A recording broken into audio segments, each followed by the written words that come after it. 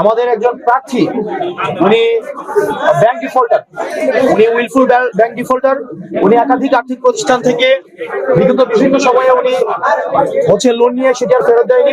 দেশের অর্থকে উনি তছরুফ করেছেন এবং ব্যাংক ডিফল্টার হওয়া সত্ত্বেও উনি সেটিকে, এই তথ্যটি যখন গোপন করে এবং হাইকোর্ট স্টে দেওয়ার তথ্যটি যখন গোপন করে, এটি ব্যক্তিগত তথ্য গোপনের পর্যায়ে পড়ে।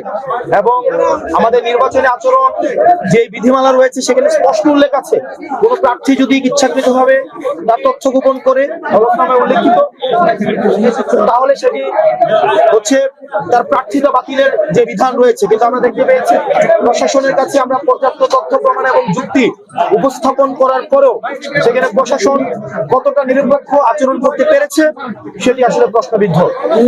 তো আমরা এখনো প্রত্যাশা করি, কিন্তু প্রশাসন আমাদের কাছে মনে হয় একটা বিএনপির দিকে ঝুঁকে গিয়েছে।